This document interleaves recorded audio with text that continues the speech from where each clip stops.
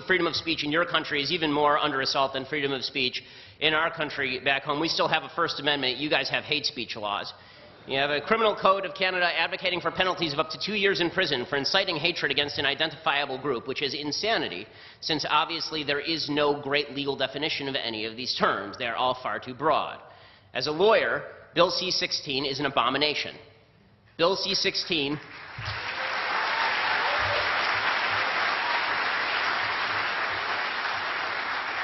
which the sponsors of the bill themselves, some of them have said, that it really shouldn't be a problem because, after all, if you make a mistake and mislabel a transgender person, that's okay. But if you do it intentionally, then you can be prosecuted under Bill C-16. I mean, this is a violation of basic free speech principles. It's also a basic violation of science. And we have now come to the point, for the left, where science itself is an obstacle to their agenda. And that's why you see on campus Professor Peterson being ripped up and down by University of Toronto for failing to properly abide by the idiotic strictures of an anti-scientific program that denies biology in favor of subjective self-measurement. Okay, you see Professor Peterson receiving a letter from the Dean of the Faculty of Arts and Science and the Vice Provost for Faculty and Academic Life stating that his refusal to call men women is, quote, contrary to the rights of those persons to equal treatment without discrimination based on their gender identity and gender expression, and they called Professor Peterson's decision to abide by biology unacceptable, emotionally disturbing, and painful for some students, and they threatened him with violating the Ontario Human Rights Code. Now, it is worthwhile mentioning that when it comes to the sort of speech codes that are used up here and are used on your campuses, they only seem to apply to certain groups in the hierarchy of victimhood. So Jews seem to be left out of this particular situation. Over at York, anti-Semitic propaganda has become all the rage, with boycott, divestment, and sanctions endorsed by multiple professors. BDS is, of course, a pure form of anti-Semitism, unwatered down and undiluted, despite all attempts to mask it. The York Federation of Students has formed an official alliance with the Students Against Israeli Apartheid. And there is, of course, the mural at the Student Center that showed a Palestinian man holding rocks and gazing at a Jewish settlement. According to B'nai B'rith, high school students who visited York were told they didn't understand victimhood because they were Jewish. All of this stuff is okay. But if you say that a man is a man and a woman is a woman, and you can't magically change from one to the other, you can't just pop a man into the woman machine and they come out like a star-bellied Sneetch from Dr. Seuss.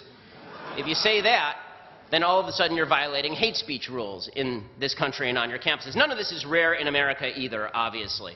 America's college campuses are experiencing exactly the same thing. There is, fortunately, in the United States, still a legal framework under which you're allowed to say essentially what you want. We'll see how long that lasts, but that seems to be a pretty strong bipartisan tradition in the United States. But on campus, that tradition has gone the way of the dodo bird. The idea that you get to say what you want and think what you want, that no longer applies on America's college campuses. And that's because America's college campuses have one abiding goal, and so does the left more broadly. The college campuses are sort of just the tip of the spear. That abiding goal is equality of outcome, not equality of rights, not equal access to opportunity, equality of outcome. That's all that matters. All that matters is that we all end up in the same place. If somebody on the left sees somebody with $5 and sees somebody with $1 in the same room, they immediately assume the person with $5 had best give a couple of bucks to the guy with $1 because he clearly somehow stole from him. Right? Equality of outcome is all that matters. Now, America's founding fathers believed in equality of rights. They believed that we are all born equal in our rights, that God has provided us with certain inalienable rights that we can't give away, and that no one else has a right to impede upon. But that's not how the left thinks. The left thinks in terms of this equality of outcome. And the problem is the real world doesn't provide equality of outcome because, number one, we all start with different capacities. Right? Some of us are smart, some of us are stupid, some of us are tall, some of us are short, some of us have logic, some of us are protesters at college campuses.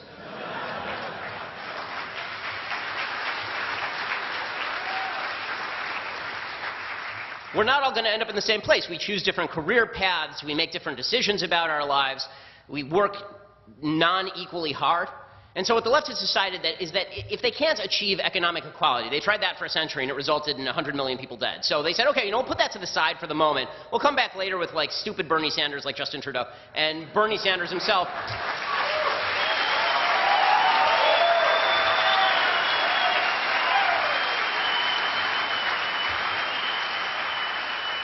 and we'll talk income inequality, and then we'll talk about social democracy, and then eventually we'll sort of start inching our way back toward the confiscation of wealth at point of gun. But while we do that, in the short term, at least we should have equality of feelings, and that we can do immediately.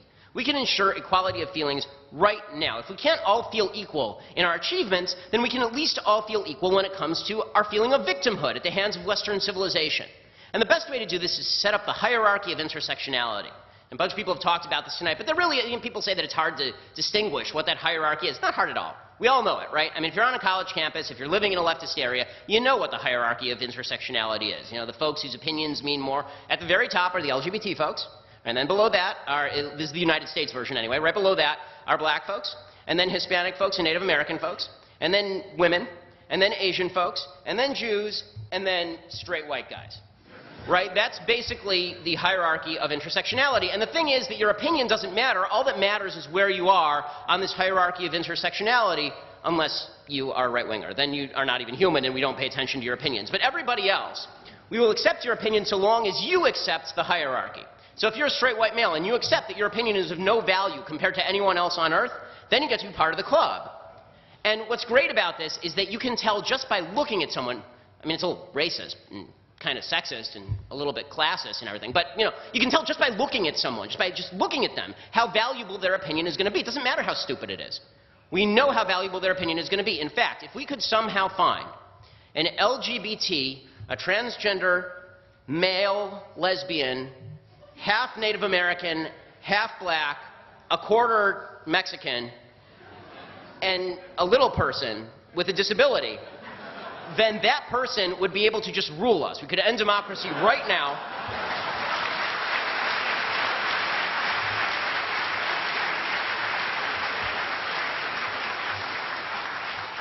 This person would immediately become king or queen. I don't want to be gender specific, and this would be the final. No more voting, no more debate. This person has the ultimate opinion because this is the ultimate victim of this evil Western civilization that must be torn down piece by piece. And the bargain for people is pretty simple. You get to feel good about yourself even if you haven't done anything in your life. You get to feel that all of your failures are the result of a society that's seeking to victimize you. Grab a chisel and hammer away. You're part of the coalition that's going to tear down this evil civilization that has victimized you. Now, never mind that all of this is sheer bullshit. Right? Never mind that none of this makes any sense. Never mind that when people talk about white privilege, in the United States it doesn't make sense for a variety of reasons, including the fact that the majority of people on welfare in the United States are white, including the fact that the people with the highest average household income in the United States are Asian, which is weird. I mean, like, Koreans didn't write the Constitution. Right? So is it Korean privilege that's causing all of this in the United States, or is it just possible that we have a free system and people who work really hard do really well in the United States under a free system? None of it makes any sense, but it makes everybody feel really good. And that feeling of victimhood is empowering to people. It's not empowering them to do anything useful. It doesn't empower them to work harder, because in fact, if they work hard and they succeed, they've actually undermined their entire argument. If they work hard and they succeed under this cruel, oppressive system that was supposed to keep them down, then how do they make the argument it's a cruel, oppressive system that was supposed to keep them down? It makes it kind of difficult. But it does give them a feeling of achievement just for being there. And the way that they protect this is by preventing anyone else from thinking or speaking. And so they use language like white privilege, and then they use the microaggression culture. Now, the microaggression culture is specifically designed to make people into mewling babies. That's what microaggression culture is designed to do. So microaggressions, as you all know, because most of you are college students, microaggressions are this idiotic notion that if someone says something to you that you find insulting, mind you, it doesn't have to actually be insulting, but you find it insulting, subjectively. Right? If you find it insulting, then you have been microaggressed. Something deeply evil has been done to you, and you have every right to be upset and angry and blame the system and cry about it. Right? That's what and we have to ban them. We have to do everything we can to wipe that out of people. We have to have diversity training so that people must never speak. We become like a monastery from the 14th century. You just sit around and you stare at each other. But it's all pretty because it's ethnically diverse, but it's really quiet. That's what microaggression culture is designed to do. These small actions or word choices, as Jonathan Haidt over at The Atlantic says, that seem on their face to have no malicious intent, but that are thought of as a kind of violence nonetheless. Now, what's dangerous about this is not just the attempt to silence, it's the language itself. So microaggression is not just something insulting. When I was growing up, we didn't have this stupidity. I'm not that much older than you guys, but we didn't have this stupidity even 10 years before you were born. You know, we just used to call it an insult. And then we were told to grow up because people insult each other. But the microaggression language is different, because microaggression language suggests that there is an actual aggression taking place. Something aggressive has been done to you. Never mind that it wasn't purposeful. Never mind it wasn't even accident. Never mind maybe never even happened. The bottom line is something aggressive has been done to you. And you know what aggression calls for? It calls for an aggressive response. It calls for you to shut down debate. It calls for you to storm stages. It calls for you to get violent with people. And so things that are completely and utterly anodyne, right? If you say something like, I'm colorblind to somebody, this is a microaggression, because how could you not acknowledge your own white privilege? I'm colorblind actually means you're racist, right? If you use he and she, right, this is offensive to transgender people because you're not using made-up words like ji and gjibi, right? These are microaggressions because even if you legitimately didn't know the sex of the person you're talking to, or you did know the sex but you didn't know what, like you're meeting the person for the first time, you have no idea what in their own mind they are.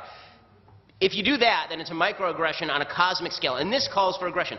Now, and this has actually resulted in violence, not just in attempts to shut down speeches, you know, by somebody who I really dislike but has every right to speak, Milo Yiannopoulos at Berkeley, or attempts to shut me down at DePaul University or at University of Wisconsin or at Cal State LA. It's getting to the point where it's bleeding up from the university level higher up into sort of the leftist groupthink.